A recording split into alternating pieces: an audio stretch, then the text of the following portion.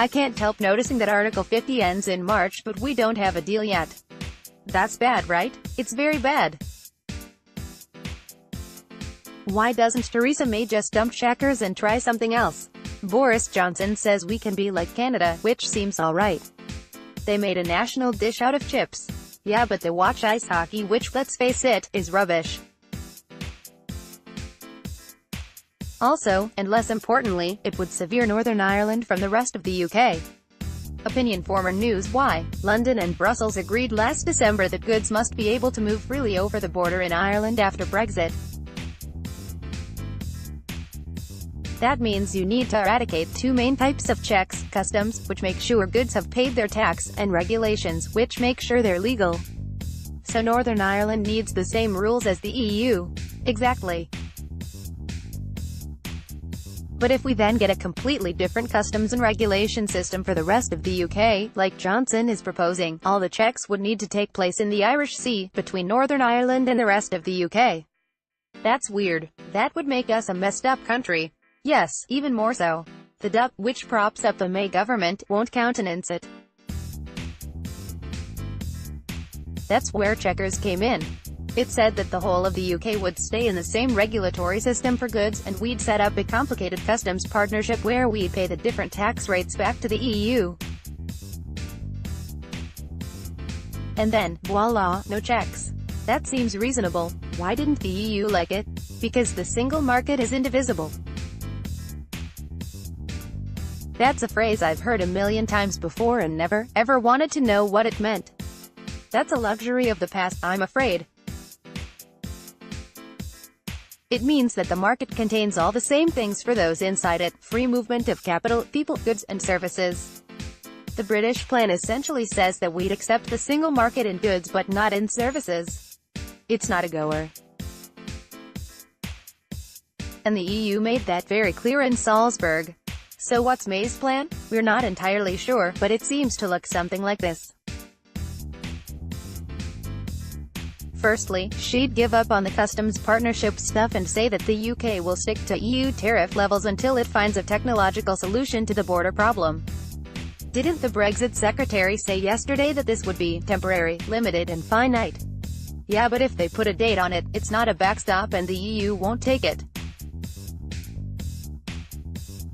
Expect the government to put a lot of emphasis on how the arrangement will end when these technological solutions replace it. But, to be clear, it's nonsense. The technological solutions don't exist. Plus the EU will demand that both sides sign off on saying they've been found, and there's no reason they ever would. May will dress it up with fancy language, but this looks very much like customs union membership. We continue to press our case. UK's Brexit Secretary Dominic Raab says he is confident about reaching a. Basically, the Brits suspect that all this hand-on-heart-out-to-joy stuff about the four freedoms is a bit overdone and that what the EU really cares about is being undercut. How would we do that?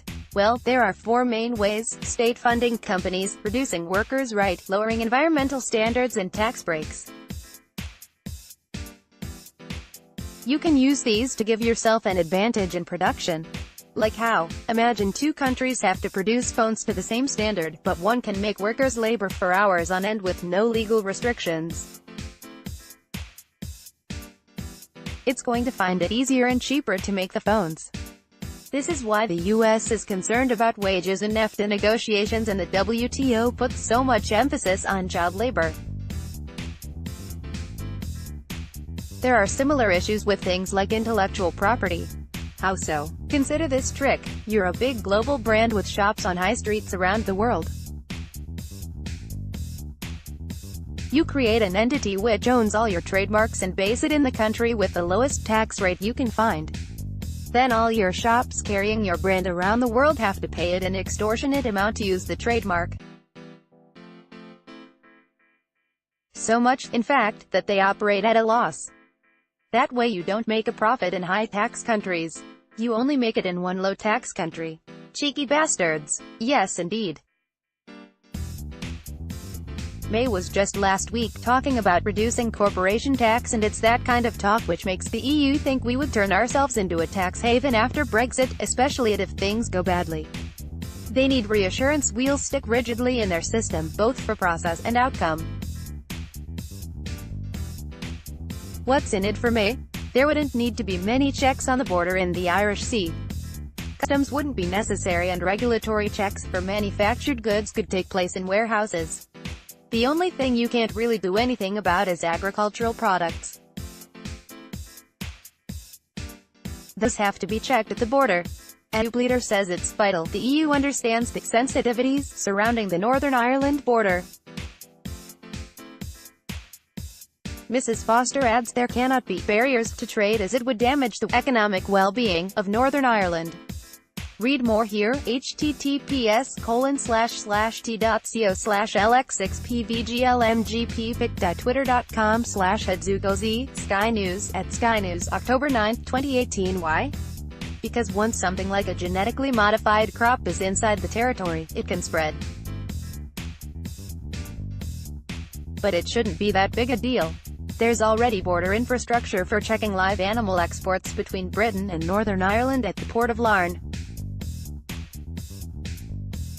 So, sure, it would be leveled up, but it's not like something radically new is being done.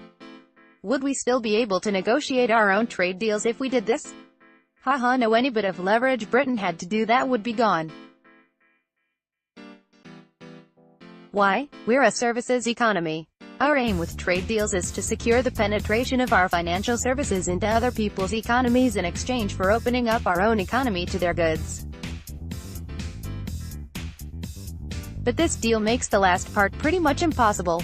Strapping our tariff rates to the EU means we can't unilaterally reduce taxes on stuff coming in. And by signing up to all their regulatory requirements, we wouldn't even be able to tempt countries by allowing in lower quality goods. So we're stuffed, double stuffed, at least before we had a say in EU trade deals. Now we'd just have to take on whatever the EU signed. Would the EU accept these terms? It's possible. After all, it's perfect for them. We've facilitated their goods exports, on which they have a trade surplus, but not our services exports, on which we have a trade surplus. They must be laughing their heads off. What the hell is going on, man? It's hard to tell. Some extraordinary mixture of internal Tory dynamics, incompetence and ideological hysteria. But anyway, regardless of how topsy-turvy it is, that old problem remains. It still separates goods and services. Brussels won't ever split those. But they might just decide May has gotten close enough to their position to say okay, pat her on the back, and leave the rest of the fight until after Brexit Day. Then May would have to bring it back to the Commons for approval.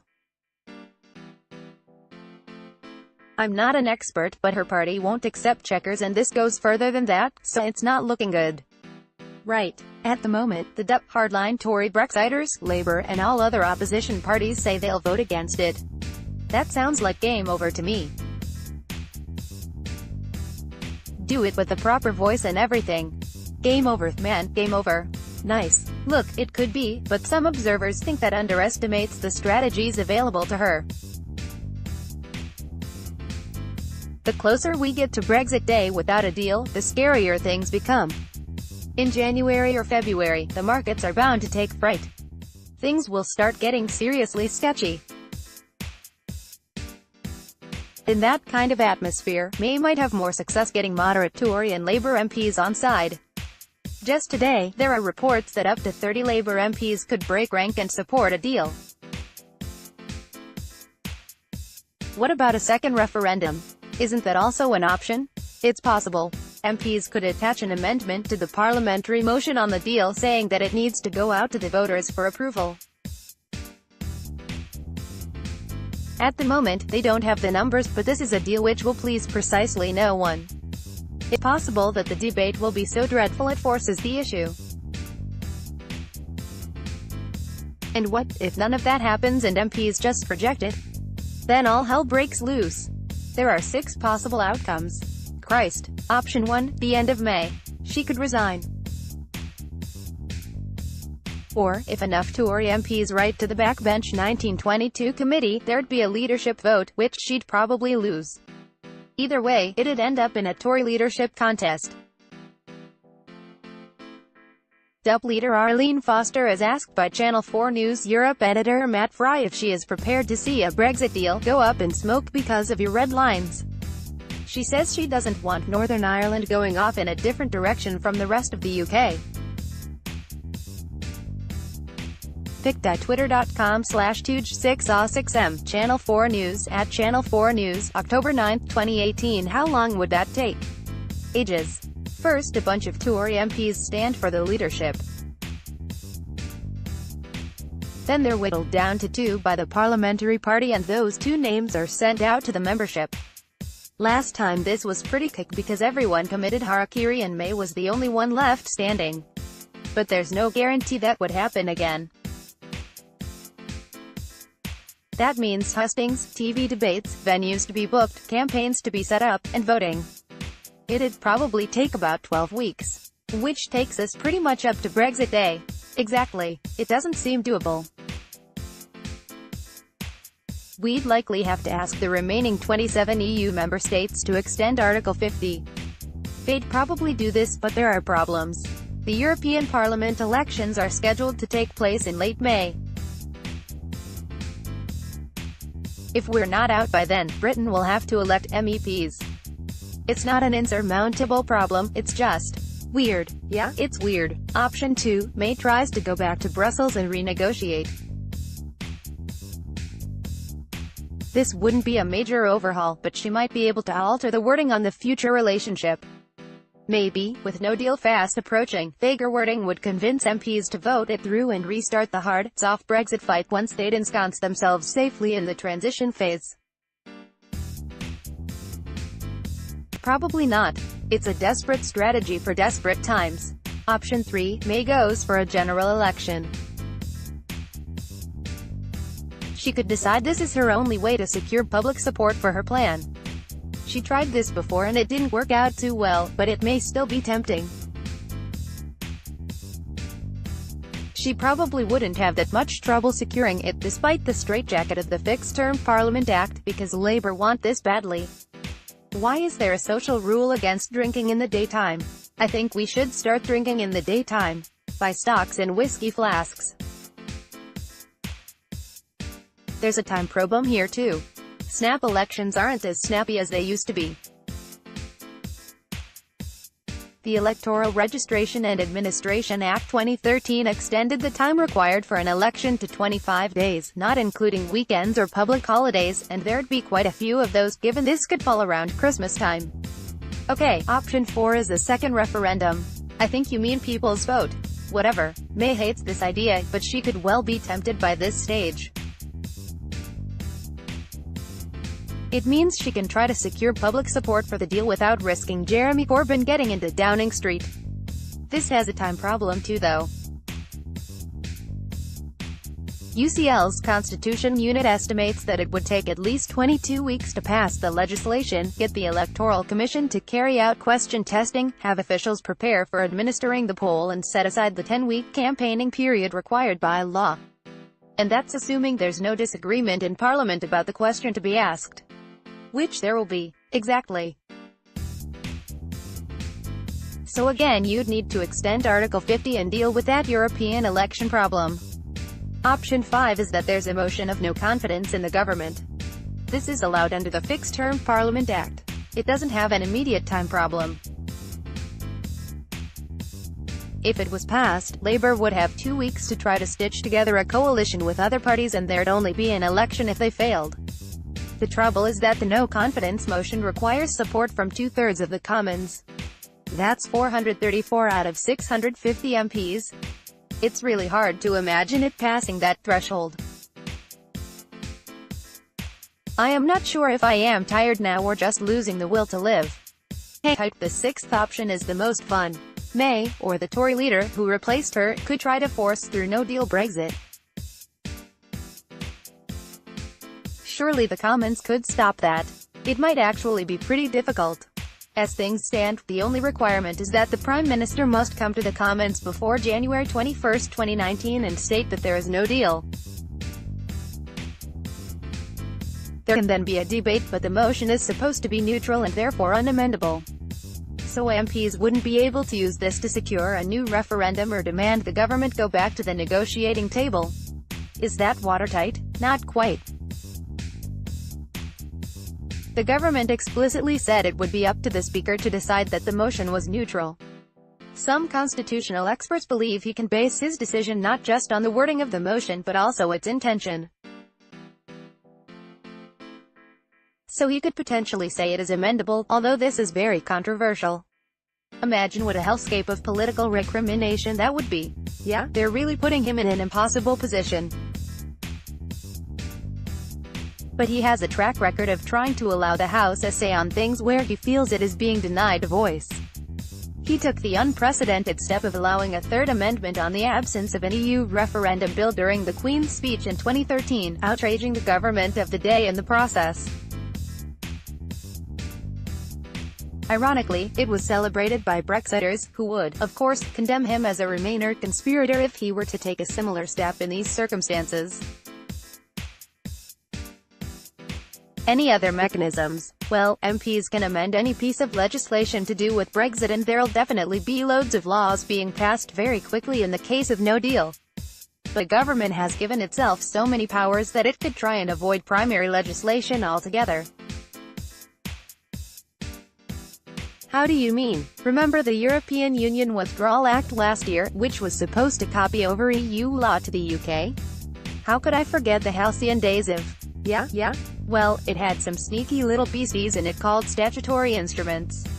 These allowed ministers to pass laws without bills. It basically turned them into little mini-parliaments, with emergency powers to put a law on the statute book just like that. Are there really no safeguards against that? All they need to do is say that it is urgent, which given the circumstances it will be, and that it is within the scope of the Act, which it will also be. MPs and Lords have 28 days to launch a challenge, but there's very little they can really do about it. There must be something MPs could do to stop no deal. Corbyn could use an opposition day motion, but it's the government which grants the time for that. There are also backbench motions, but again the government controls allocations. This would be considered very bad behavior indeed, but if the Prime Minister was set on no deal they could probably do it. There is one thing, though. Go on. May's promise last month to secure the status of European citizens in the UK in the event of no deal. What's that got to do with it? Citizens' rights weren't in the Withdrawal Act. At the time, May was refusing to unilaterally guarantee them. So you probably couldn't use emergency powers to do it because it's not in the scope of the legislation. And that means you'd need to write a bill. And that means it can be amended. There's a moral lesson in here somewhere. Indeed. Look, this is unlikely. It's hard to imagine a government behaving this way. But then, nothing in this scenario is likely. Every option seems improbable right now. Something somewhere is going to have to give. Thanks for this. Now please never contact me again. This piece is based on conversations with Holger Hestermeyer, mid-career fellow at the British Academy and Shell reader in International Dispute Resolution at King's College London, John Springford, Deputy Director of the Centre for European Reform, Bridget Fowler and Ruth Fox, Senior Researcher and Director at the Hansard Society, and others in London and Brussels who asked not to be named. Ian Dunt is editor of politics.co.uk and the author of Brexit, What the Hell Happens Now? The opinions in politics.co.uk's comment and analysis section are those of the author and are no reflection of the views of the website or its owners.